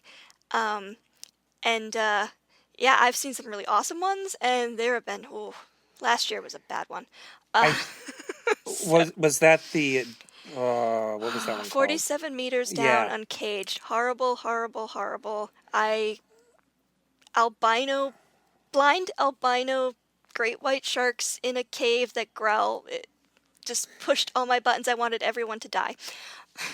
I actually talked on a couple podcasts ago. We did a thing on everybody who had already talked with me. They talked about what their favorite horror movies of the previous decade were, and one of my friends brought up that she really liked The Shallows, and that's I a brought up movie. that The Shallows, and there was one with alligators called Crawl. And they had all these things in common, like dead parents, a girl who has a skill, and in the Shallows, she's like a really great surfer. Yep. In Crawl, she's like an Olympic level swimmer. And that the fact that the creature kind of stands in for their. All right, hold on. Let me just tell my mom I can't talk to her right now. What was I saying? Oh yeah. So Crawl and. Shallows had all these things in common, and so I said, was there like a third movie in this trilogy of like blonde girls with dead parents that fight? And somebody said that movie that just came out, the 47. Yeah. Is there a blonde girl with a dead parent that fight? I don't know.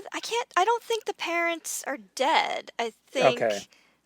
No, actually, there is. It's a blended family, and one of the parents had died, and it was That's so weird that Yeah.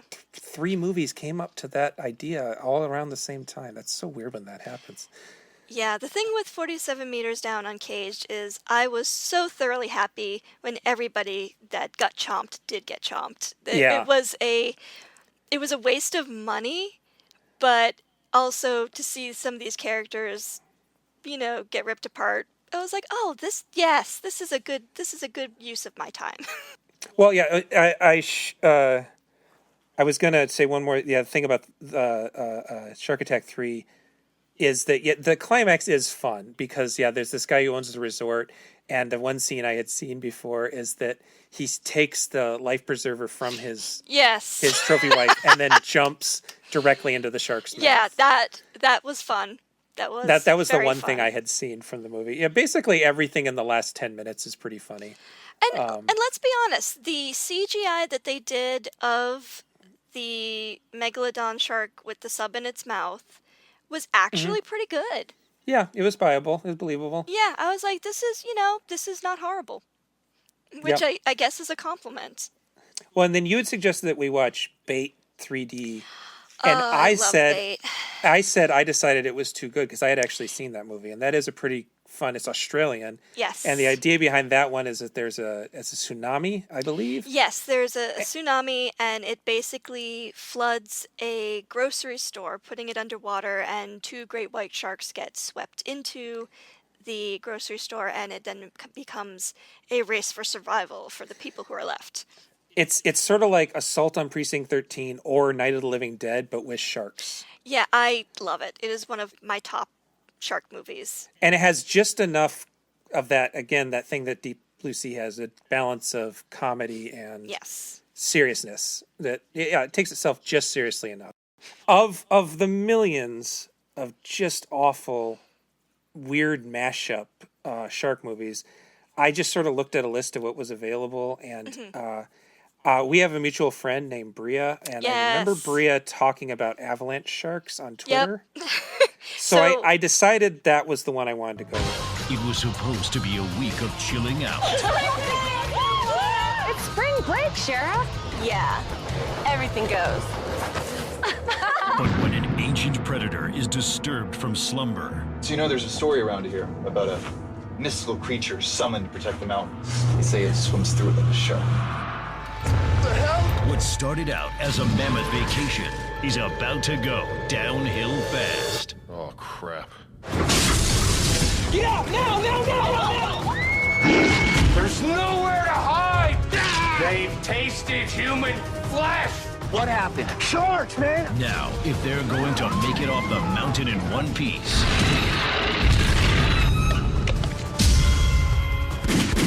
They swim through the snow like other sharks move through water. They'll have to fight back or become shark bait. Get inside! Come on, right here! Snow's gonna run red with your blood. In the coolest action horror adventure that will have you scared stiff. It's time to claim your prize. Avalanche Sharks. Snow bunnies. Better watch out. Basically, I decided a while back if I'm going to watch these shark movies, I want other people to watch them with me. So I have what we call bad shark movie nights. And basically I choose 2 or 3 shark movies like over the course of a Saturday, and people can pop in and out. And we have watched, among the many classics, we've watched Avalanche Sharks, Psycho Shark, and basically it's just a good way to get together with friends and MST3K your way through a shark movie. And Bria live tweets. Wow. Yeah. And it's almost the only tweeting she ever does. So I follow her on Twitter, and then there'll be like one Saturday every couple months where suddenly my whole wall will be covered with tweets about bad sharks. Yep, she captures the absolute spirit of a bad shark movie night, of a bad shark movie night. And so a lot of these movies, I'm like, if I'm gonna watch it, who wants to watch it with me? Right. And well, in this one, Avalanche Sharks, I was trying to look for one that wasn't going to be boring because I honestly couldn't remember which ones I had seen, but for the most part, they end up being kind of boring when they're really bad. Yeah, agreed. Because they just don't have enough stuff. They'll have the money to have a couple things happen, and then they'll have to fill the other hour and a half of the movie. Yep. So the Syfy ones are really good at that. Yeah, and then they have commercial breaks on top of that. Jesus. Yep.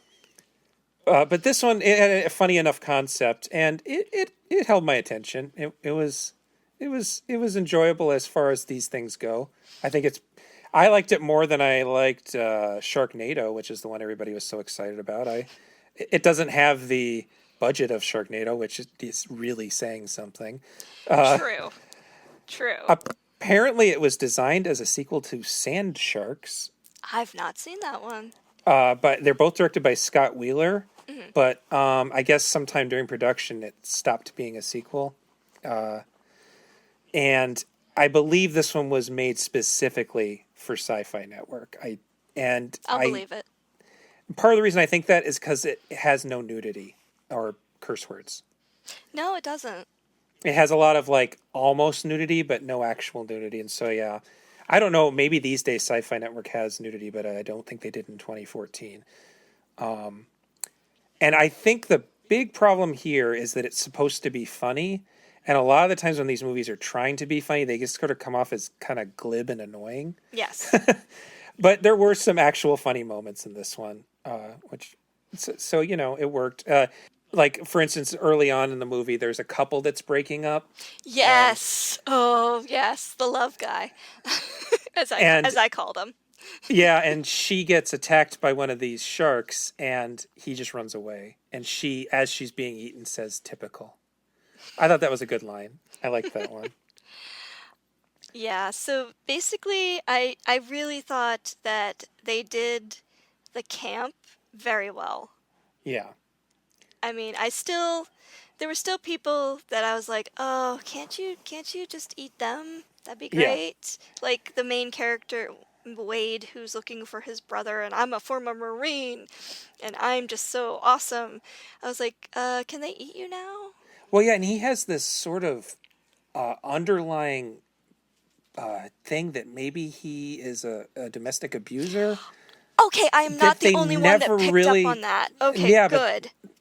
So I was like, are we supposed to hate him or like him? And then at one point he does accidentally hit his wife in a rage. Yes. And so, I was like, yeah, no, though. So we are supposed to hate him, but then no, I guess not. It was very strange. Yeah, he tells his girlfriend or wife to shut up. He elbows her in the nose accidentally, quote unquote, I'm doing air quotes, as he's trying to rough up the ski lift person so that they will stop the ski lift and stop taking people up the mountain. And then he yells at her while she's scared and cowering under a table. I'm like, you are awful. How are you the hero? Can you please die? Earlier in the movie, when he's introduced, he's basically bullying her into going and working out with him and stuff. It's just... Yeah. No, I have to admit, the only reason I can remember who he was is because he's wearing the same hat most of the movie. True. I had a lot of trouble telling people apart in this movie. There's a lot of blonde ladies who look very much alike. And yeah, there's a lot of pretty forgettable faces, to be honest. And they're introduced wearing summer clothes, and then they end up wearing ski outfits, and they honestly look like different people to me without everything exposed. I should start by saying this movie begins 3 times. The weirdest thing about this movie, I just assumed they didn't have enough footage, so they had to keep making stuff up. So it starts with a sort of flash forward montage, which is like a old horror slasher movie thing, really, where you show everybody, this is what you're going to see at the end of this movie, and then cut back to.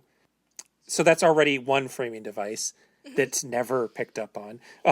Then we cut back to a guy in a hospital telling the story of the sharks, or to a nurse who's not really a nurse, but his hallucination of a sexy nurse. So for all we know, he made this whole thing up at this point. Oh my God. Or that I thought the whole time they were going to reveal that he was in purgatory or something. Like, why else would there be like a ghost sexy nurse?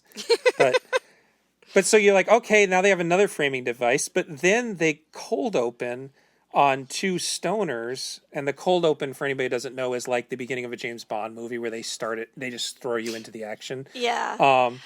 Do you want to know what? Sorry, go ahead. Well, they have these two stoners that then get killed by the sharks, and that feels like another beginning. It's so bizarre. Do you want to know what's interesting?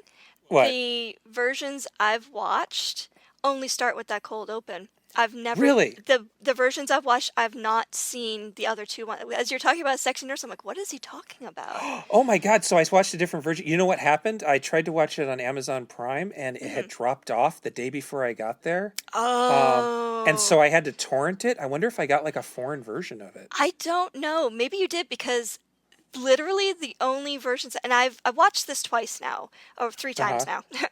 One, the first time I couldn't find it anywhere on streaming, so I actually got the DVD from the library. Okay. And then the other 2 times, I was able to find it on a streaming app, but the only time when I've watched it, it's only started with that cold open with the stoners. I've never seen the other 2 beginnings you're talking about. Oh my god! Oh, I'll have to like find a way to send you this file then. Yeah. It begins like that. It has this whole thing with this sexy nurse. And he's like, you're a weird nurse. And she's like, I'm not a real nurse. I'm in your imagination. And then she starts grabbing his broken leg. It's one guy. He's such a minor character that I couldn't even pick him out in the movie until I paid a lot of attention. He does survive the movie. Huh. And he says, I tell you the story how I broke this leg. If you stop, she's grabbing his leg and hurting it for no apparent reason. That's why I'm like, he's in hell or purgatory or something. Huh. So he's telling the story of how he broke his leg. And at 2 points, they cut back to her saying, this isn't a realistic story. And he's like, look, just listen to me. I know what I'm talking about. And then the movie ends with her saying that story wasn't really that good, but there's a guy dying on another floor in the hospital, so I got to go. And she evaporates. Oh my gosh. Yeah, that's definitely not in the version I saw at all. And then he turns on the TV, and there's something on the TV about these sharks, so we know it did really happen. That's so weird. That's crazy. So I saw that. You I had saw no a idea. different version. I wonder, because the version I saw, it begins with the opening of the stoners that are going to get eaten because they went up the backside of the mountain, and you just don't do that. And then it ends with like Wade and his girlfriend and all of them, getting out alive, and like, driving in a car, and his girlfriend's like, don't look back. So the first thing he does is look back, and then he looks forward, and they go on, and the movie ends. I don't think that even happened in the version I saw. I think it then just cut to the guy in the hospital. I really wonder if we're gonna find different things as we go along. This is really interesting. Well, okay, so that happens, and then we are introduced to these 3 characters who really aren't important in the long run, who are 2 girls and a guy, and the guy is kind of a control freak, and he has this story he wants to tell them, and so he tells a story that's sort of like an imaginary, like, we know these sharks exist because we saw the opening sequence. Yep. But he tells a story about how there's these space sharks. Yes, there are sharks that came from outer space because their planet wasn't going to be hospitable anymore, and they settled in, they were going to settle in the mountains, and then it gets cut off because they're on their way to Mammoth Lake, which is the resort that is ready for spring break for them. Right, and so you're like, well, maybe this is the real backstory, but it's absolutely not, because we find out that the sharks are skookum. Skookum, yeah. Which I looked up. That is a actual native term, Pacific Northwestern catch-all for monster that usually refers to like their version of Bigfoot. Mm-hmm. It's also a kind of really racist doll that they sell at like truck stops and stuff over the years that are not made by natives. I think they just picked the word because it sounded I think they just picked Indian. the word. Yeah, it sounded exotic, and like it would work. But they're like these skookum, so they're like spirits, which makes more sense. They seem to be the spirits of snow sharks. Mm-hmm. And so that makes more sense because then you have a reason for the CG to not be very good because they're transparent basically, and they don't affect the environment. So like the special effects people don't have to make a fin cutting through the snow; they just make the fin floating on the snow. Yep, and the snow is not disturbed. And we're told that by there's a crazy redneck guy who's absolutely the version of the guy in all the Friday the 13th movies who said that y'all be doomed. Duffy Dufferin, I think is what they say his name was. I'm like, you're not even trying. Yeah. So he has this whole thing, and then we find out, again, there's like 7,000 characters in this movie. And they all look alike. There's one of the two older women, and I use older like they're probably my age, actually is from there and saw these sharks get exercised once by shamans. The marine biologist. So she's supposed to be the smart one in the she's group. Barely in the movie at all. It's very strange. Yeah. And at the end, I think at the end, towards the end of the movie, she's like, they're running and they're not going to make it to the truck. So it's like, stop running. If you just stay still, the sharks won't sense you. They're not T-Rexes, Karen. Yeah, it was a total Jurassic Park moment. And it works then, sort of? Kind of. And I'm just like, if they're actual sharks, their senses are going to be really good. Okay, and suspend disbelief. or if they're ghosts, for that matter. Yeah, well, and then they also break their rules that they're only supposed to be on snow, but then at one point they go into a hot tub, too. Yes, random hot tub carnage. Yep, had to have it, I guess.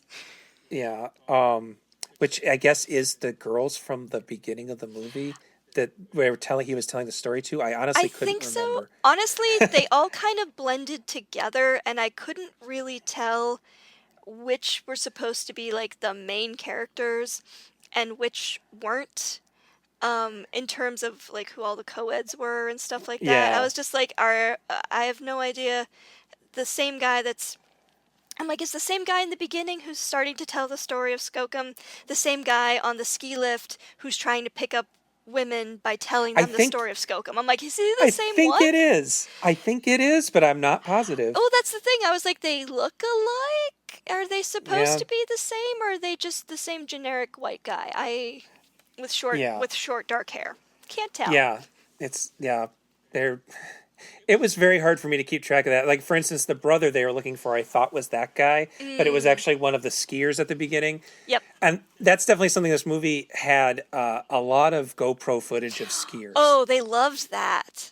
They loved that GoPro footage. So I'm guessing that, actually, Christine, you said you knew where it was filmed. Probably Banff. Banff? Probably. In Canada. So I'm guessing they just had people there already and they said, hey guys, do you want to be in a movie? Just do some sick tricks. And then the snowmobiling scene where it's like, oh, we're going to have all these camera angles as we follow these two guys who are having a race. So it's like, wow, you action, that is what you're going for. Yeah.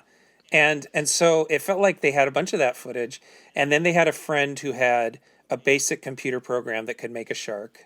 Yeah. And then they had a permit to shoot at the ski location.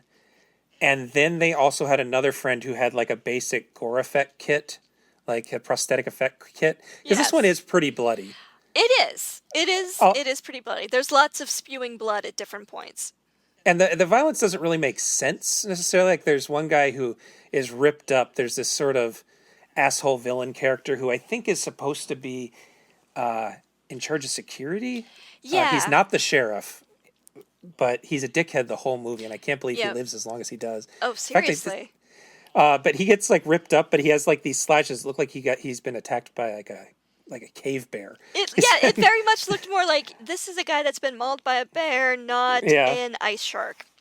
So yeah, it just feels like they mashed up all this stuff together, and then I guess the version I saw, they realized it was only 70 minutes long, so then they added some other stuff.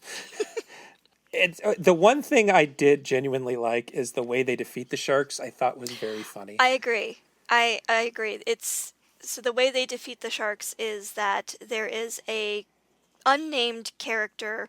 Her name is Hero. I looked it up. Hero? I don't think they ever say it.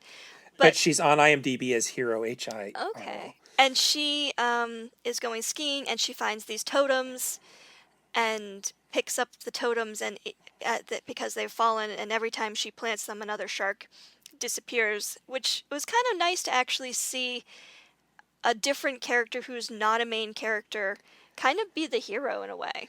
Right, and she also doesn't know she's being the hero. She's just doing it because she sees these things and like, oh, these need to be straightened. Yes. She even stops to have a snack to build suspense because she doesn't know that there's something going on the other side of the thing where people are almost being killed by these sharks. True, true. And then her snack break, I think, is what allows the asshole security guy to die.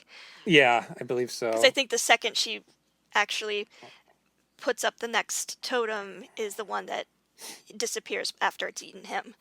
Right.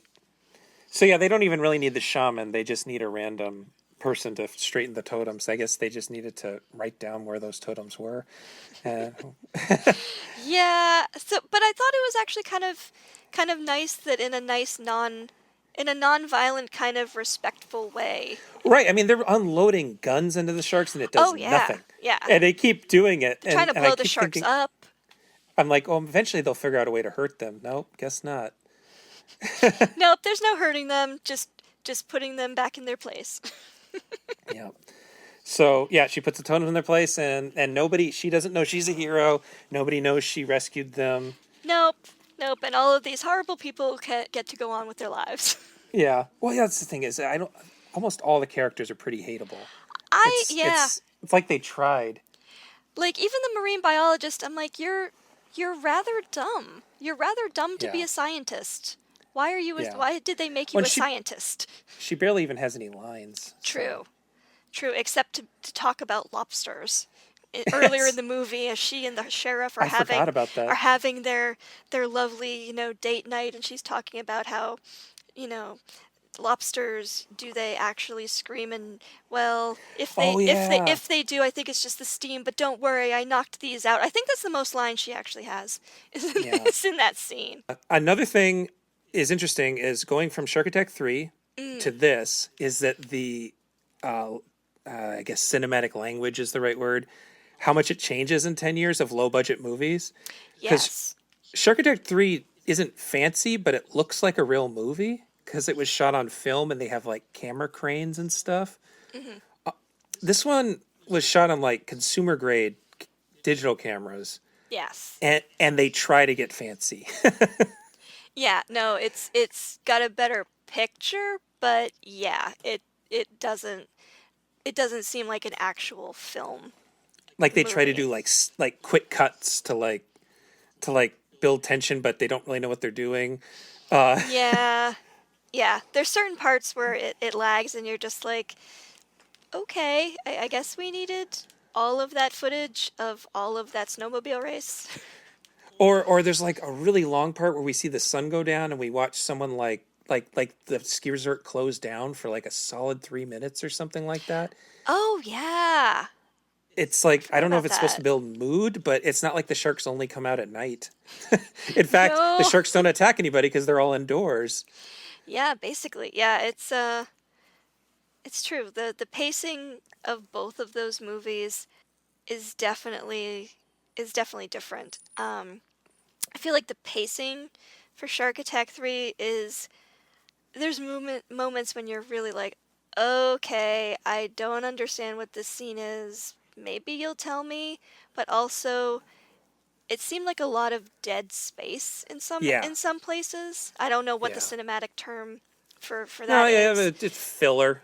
Filler. Yeah, dead space. It definitely seemed like it plodded along, whereas Avalanche Sharks had some moments, but overall, I feel like they tried to keep it going, even if they didn't always know exactly where it should be going. Yeah, and honestly, the hardest thing about it is how hard it is to keep anybody apart, and what we're supposed. Because they don't really even try for a plot. The plot is basically, it's sort of, I don't know if they ever actually made a slasher movie that was also a ski bunny movie. I can't think of any, but it's sort of like those TNA ski bunny movies mixed with a slasher movie. But it's, instead of mad killer, it's ghost sharks. Is the best way to describe it. Yeah, that's true. And yeah, the biggest drawback I found for the movie was literally not being able to tell people apart. Mm-hmm. And I'm glad everybody looks the same, and everybody has that same kind of like generic look to them. Right.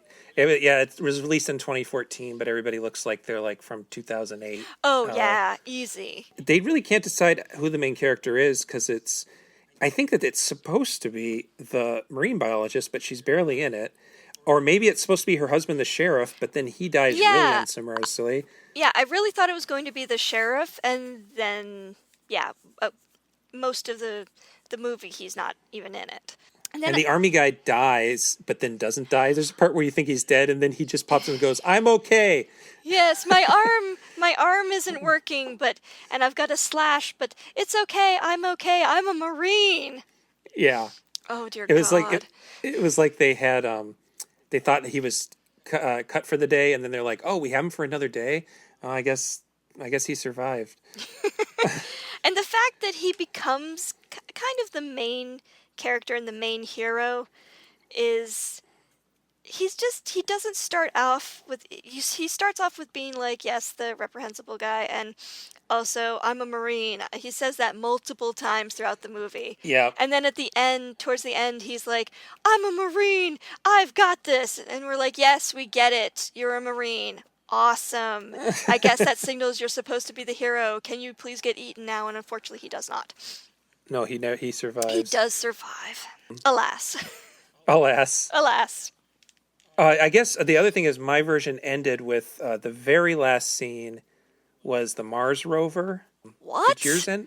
No, so that wasn't on yours either. Okay, so the very last scene is the Mars rover. And Christine saw this part. She can back me up. She's nodding. The Mars rover, and it's going around, and then you see that there is Mars sharks. And that's like the that would have been so much cooler if I'd seen that. Good Lord. I'm looking on IMDb right now. There's nothing about there being different versions. That's just so crazy. I wonder if I somehow watched a TV version, maybe? Maybe the Syfy version is shorter than the international version. Weird. Because that's multiple scenes that were in what you watched and not in what I watched at all. That's funny. Yeah, so I guess then that ending implies that the space shark thing, that the story that Guy made up was true. So I don't know if they're space sharks and they're super ancient and that ancient Northwestern Indians figured out a way to stop them. That's so odd. It sounds like a cooler ending, though. I would have taken that ending any day. Yeah, I'll have to find a way to get this version to you because I'm looking right now and there's nothing about different lengths or anything. That's so odd. I swear. And in both the DVD version that I watched and the streaming version I watched, none of those scenes were in there at all. Oh, it says the working title was Sharkalanche, and I think they just realized that's really it's really hard to say, so they went with Avalanche Sharks instead. So can we talk about the cover of the movie poster? It has this regular great white, like big old great white shark coming out of the ice, and it's got some kind of like Uma Thurman, like Kill Bill-ish posed of a woman posing in that, with like a ski pole and something else in front of it. It's a machete. A machete? It's a machete. Yep. And I was like, we did not get that. That was not in this movie. She's like defiantly staring down the shark with a machete and a ski pole. Yes. And the machete's bloody. I'm looking at it now. Oh my goodness. Yeah, no, we did not get that. That was No. not provided to us, and it makes the movie look like it's going to be much more like of a slasher fic and more of a survival thing than it actually is. Because for most of the movie, they're like, we don't believe these sharks exist. Do. Oh, guy with the random snowblower, you're dead. And then the IMDb description is Avalanche Sharks tells the story of a bikini contest that turns into a horrifying affair when it is hit by a shark avalanche. What? There's no bikini contest. No, they talk about it. They say, oh, there's going to be a bikini contest happening. We never see the bikini contest. I wonder if they forgot to film the bikini contest, if they only had the actresses for a certain number of days.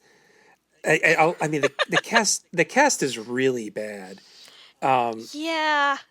And so I don't know what it is made in. It's Canadians, I believe. I believe it is Canadians. I believe it does come. I believe this movie is from Canada.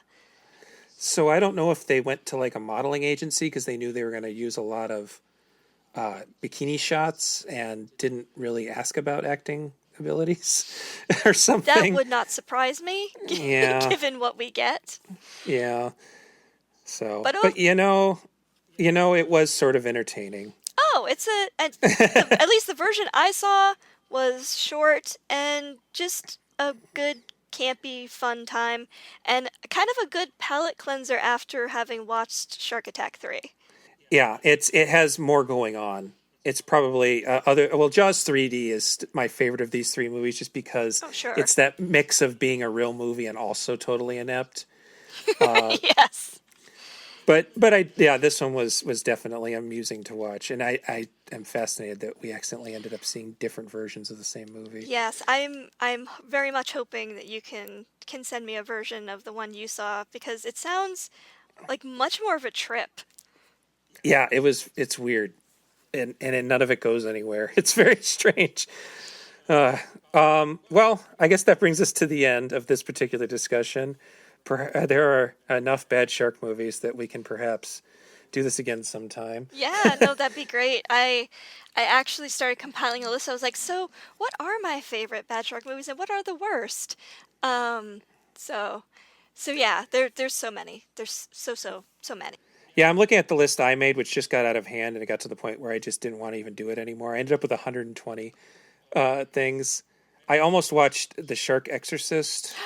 That is on my list of things to watch at some point because why wouldn't you? It's The Shark Exorcist. Mm-hmm. I know nothing about it except the title, but the title seems to be enough. Yeah, but I definitely recommend Bait, which is called Bait 3D sometimes. Yes. But yeah, it's pretty good. That's part of my top 3. Mm-hmm. Can I tell you my top 3? Yeah, go for it. Okay, so actually my top like 4 movies. Number 1 is Deep Blue Sea. I love everything about it. I love the fact that they actually changed the movie so that LL Cool J's character lives at the end, and the British scientist dies, which is perfect. Because all the test audiences hated her. Yeah, and I mean, she's not as shark scientists go. She's not horrible, but she's is no her fault. Yes, ultimately. and she's no LL Cool J. No. Bait is definitely like number 2. I have that on DVD. I will just put it in just to watch it, just for fun. The Shallows is number 3. It's got some of the best shark movement I've ever seen in a movie. And when I looked at the extras on the DVD, basically the director spent so much time and effort and money in getting the engineers who were making the shark to really kind of like work on making it as realistic as possible. So, and I know shark movement might seem like an odd thing, but there's some movies where you're like, oh, that is so not a shark. They're either too stiff or they're not stiff enough. They look like snakes. It's true. I'm doing a motion with my arm that nobody can see. But it's so true, and I think not only is Blake Lively good, and of course the story is really good, but the movement of the shark is like one of the best. And to round it out, I can't believe I actually do find this as one of my favorites, is 47 Meters Down. I've heard good things about it. It really is... oh, sorry, go ahead. Well, no, I've heard good things about it, and so I believe you. Yeah, it's actually... The first time I saw, I'm like, oh, Mandy Moore, really? This is going to be so horrible. This is going to be, like, the worst. But then so first off, I'm like, you're dumb because you go and use a diving cage and stuff that's all rusty and all the chains are rusty. I'm like, you're an idiot. But also, I don't know what the cinematic term is, but the negative space that, like, because they're down 47 meters down, there's no light. They can't really see anything. So as they're attempting to survive and they're attempting to get out of the cage and they're attempting to, that they're in, and they're attempting to, like, figure out where to go, all of a sudden, out of nowhere, a shark appears. So their use of negative space really just adds to the suspense. And what could have been a really campy, stupid movie actually is really thought out and really kind of well done. So what you're describing makes me think of the original Halloween, how the white face will just kind of come out of the darkness. And yeah. That's you. Yeah, I like that. Oh, you know what? I did have one other thought. As far as Avalanche Sharks, I do think they missed an opportunity because, like I was saying, we were talking about the shallows. I like the idea of eco horror and killer animal movies being pretty open metaphors. I like the idea of that as the grief for her dead mother is the shark. Avalanche Sharks really could have been a global warming metaphor, and they didn't do it. So we could have had a version of this where ice sharks existed, and they were just frozen with the last ice age, and now because of global warming, they've been freed. That just seemed like a logical, fun way to do it. Yeah, I was kind of surprised when I went to watch it the first time that that's not what happened. I really was expecting that there's sharks in the ice. There's going to be some kind of global warming allegory or something like that, or you humans have brought this on yourself because you took away the ice shark's habitat. Right. And that didn't happen. There's another movie called Ice Sharks, and then one called Snow Sharks, and I'm wondering... I've watched Ice Sharks. If you're into at least 10 minutes of somebody riding on a snowmobile, because I think that's where they put all their budget money, that is your movie. Well, it's on the poster. Oh, it's bad. I mean, they have scientists in there that are supposed to be scientists that are just the dumbest, and it's Greenland sharks, and Greenland sharks hurt no one. Well, is it at least the idea that they've come out of melting? It is actually. Okay. It's the idea is that they have been brought and awakened because the scientists have been drilling for oil in the Arctic. I give believe. it points just because I like that idea, even though it's not that clever or original. I'm a fan of that idea, so I'll give it points for that. Yeah, like I think they blew up a bunch of ice that the sharks were in order to be able to drill, and so that's why the sharks wake up and are hungry. Yeah. Okay. Well, then I guess the only other one I wanted to ask about is, have you ever seen Santa Jaws? What? No. Is this There's a a thing? movie from 2018 directed by someone named Misty Talley, and the description is, trying to survive a family Christmas, Cody makes a wish to be alone, which ends up backfiring when a shark manifests and kills his entire family. What? And I was like, this must be a short. And I looked, no, it's 86 minutes long. It's a feature-length movie. I've never heard of that, and now I am going to have to see if I can find it. That is ridiculous, and yet Santa awesome. Jaws. Santa Jaws. Wow. Yeah, it's not streaming anywhere, so I don't know where to find it, but it exists. Well, so what I do for a living, actually, my job in the library is interlibrary loan. So if a library has it, you might be able to go to your local library and be like, hi, I want to order this thing, and your librarian should be able to help you. If it exists. I'm not saying it exists. If it exists. If it exists, and if a library has it, they might be able to get it for you. Yeah, it's got to be somewhere in You the would ether. think. You would think. So. Yeah. So that's going to do it for me. Do you have any other last words about sharks for the time being? Basically that however bad the shark movies are, I always think it's really good to remember that sharks are never bad, or not usually bad. And also, I am that person sitting there at my TV going, no, only a bull shark can really go into fresh water. This is horrible. So yeah, I guess the main point is bad shark movies exist, but bad sharks do not. Yeah, I like it. That's a great place to go out on. You can find me on Twitter at Gabe M as in Matthew Powers. You can check out the Genre Grinder Twitter at Genre Grinder, the Genre Grinder Facebook, or you can go to genregrinder.com, where I have been compiling lists of B movies, exploitation movies, cult films that I was able to find on streaming services for all you good people that are self-isolating for the sake of people like me who do not have working immune systems. So thank you to everybody for doing that. And I hopefully will give you some ideas of things to watch. I might have to make one about shark movies because, oh my God, there's a million There on are Amazon. so many of them. Amazon Prime many. alone. Oh, easy. Yeah. Yeah, So. I'm very much looking forward to trying to see if I can rewatch one called Ghost Shark, which is basically about a great white shark that gets killed and its ghost comes back and it can use any form of water to attack people. Oh, glad you see. That's like it's like a Freddy Krueger shark almost. Yes, and there is a water cooler scene that's pretty freaking awesome. Awesome. Okay, cool. Well, I'll look for that one too then. Maybe we can talk about that one next time. Yeah. All right. Well, thank you very much, and everybody have a good night.